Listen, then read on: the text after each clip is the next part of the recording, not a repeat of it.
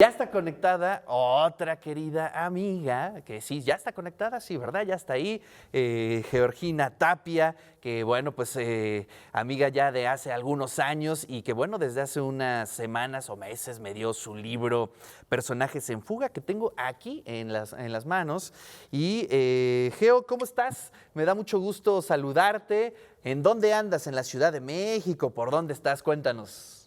Hola, ¿qué tal? Sí, les saludo desde la Ciudad de México, calurosa Ciudad de México, Bueno, ahorita ya todo es caluroso, querida todo Geo, caluroso. pero bueno, pues hay que seguir. Y bueno, Geo, dramaturga, coordinadora de muchos, digamos, especiales radiofónicos importantes, también guionista, y nos da muchísimo gusto que estés con nosotros y que platiquemos un poco sobre este libro, Personajes en Fuga, que incluye 3 obras de teatro bueno, con distintas perspectivas, distintos temas, pero que se conjuntan miradas que más allá del entretenimiento nos llevan a muchas reflexiones, Geo. Sí, son 3 historias, 2 las escribí con el apoyo de una beca que me dieron hace ya algunos años y una de ellas, te platico, la de Punto de Fuga, nace la idea después de leer muchos casos de mujeres que tenían enfermedades y ver por qué estaban muriendo en ese momento, que no es muy diferente al momento que vivimos hoy. Que más allá, digamos, de la violencia feminicida que existe, hay otras causas que el mismo machismo y la sociedad patriarcal llevan a las mujeres a que enfermen y a que mueran.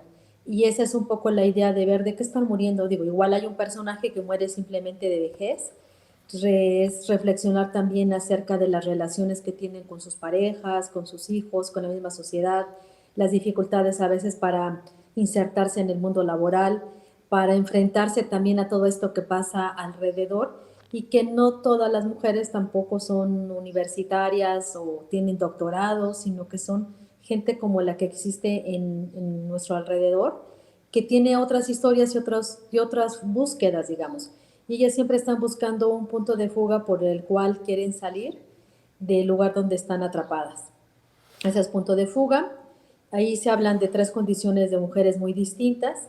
Una la investigué lo que sucedía en el estado de Tlaxcala, pero que es toda la zona centro, es decir, es Puebla, es Hidalgo, es Ciudad de México, que comparten las mismas problemáticas o muy similares y que son también estas poblaciones que cuentan con hombres que se van a Estados Unidos sobre todo y a Canadá a trabajar y que en esa ida pues sufren bastante violencia también y sufren precariedad y se enferman y también cuando regresan a su lugar con sus mujeres, las mujeres también viven esta problemática directamente en sus cuerpos, en su familia, en sus hijos.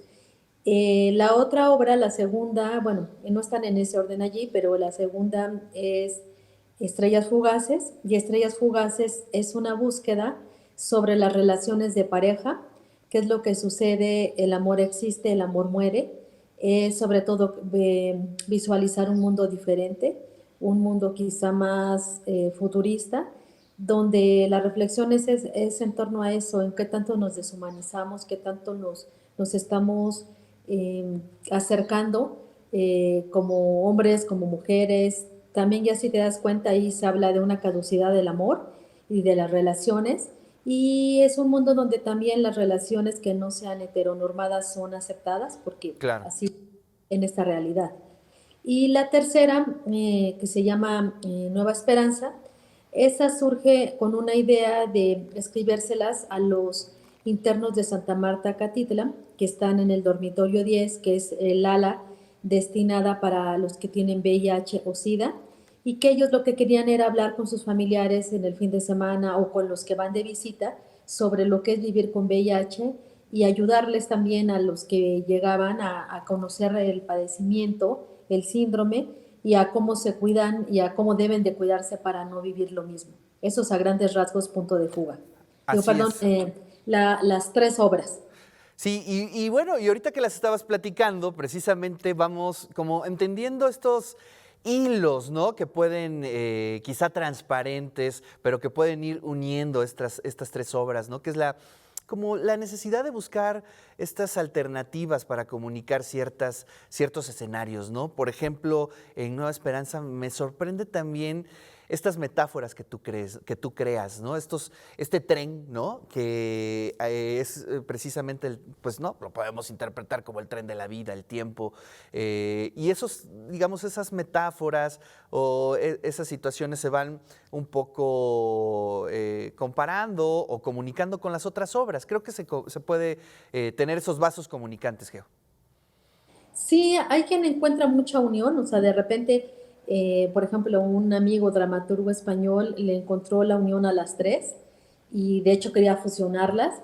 Em, yo creo que tienen en común personajes que están en una situación complicada, que están buscando escapar del lugar Exacto. donde estén o de la situación que viven o de la relación que tienen, que también hay una búsqueda de otra salida y una alternativa. Es decir, si bien están viviendo una situación complicada, te darás cuenta que en momentos no pierden el sentido del humor, se pueden reír de lo mismo que están viviendo. También hay una esperanza, Nueva Esperanza en especial, era justo eso, darles una alternativa a quienes estaban ahí adentro, quienes estaban en una situación complicada, que incluso los lleva a no comer lo que deberían o no cuidarse como deben, porque pues en el centro de Santa Marta no tenían todas las condiciones. Y qué es lo que están buscando y qué les podían decir ellos a los demás y tratar de encontrar siempre que haya un punto de salida, una ilusión, una fantasía de cómo escapar de ese lugar que tienen. Entonces, sí, si bien los tres historias tienen límites, también tienen esta búsqueda de alternativas de vida, de alternativas de solución en ocasiones o de asumir también la condición que tienen. Claro. Oye, entiendo que ya las tres ya se pusieron en escena, ¿es correcto? Sí, las tres se pusieron en escena. Nueva Esperanza, de hecho, se montó dentro del penal de Santa Marta Catitla, en la Ciudad de México. Punto de Fuga se puso por algunos grupos en diferentes espacios.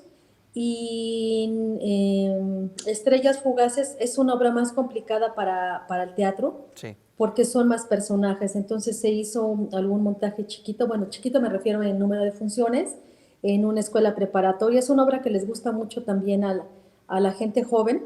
El otro día tuve la oportunidad de acercarme con gente que la había leído, de estudiantes de teatro, y me decían lo que les gustaba y que habla de su personaje favorito, ¿no? A mí me gusta Max y yo quiero que la montemos, pero sí es un poco complicada a veces por el número de personajes y las situaciones que implican estar cambiando a lo mejor de ambientes Claro. y de espacios.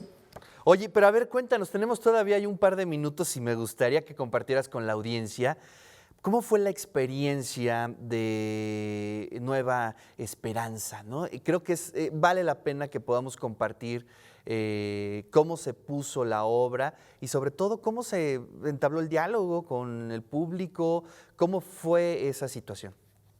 Mira, en este caso, a mí yo había colaborado con una organización que trabaja con las personas que estaban en estos centros de readaptación para hacer contenidos como una serie de cómics que tenían que ver igual con el cuidado de las personas que viven con VIH.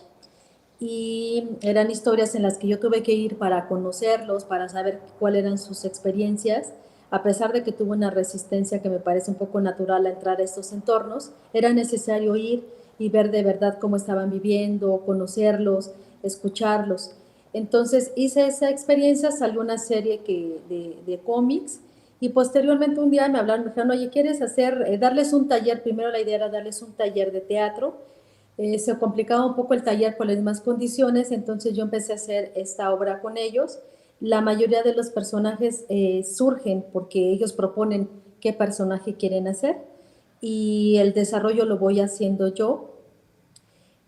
Y bueno, ahí hay una situación que lo que ellos viven también se refleje, pero no es una biografía tampoco, sino hay que sacar ciertos elementos y luego transformarlos en la parte ya dramatúrgica.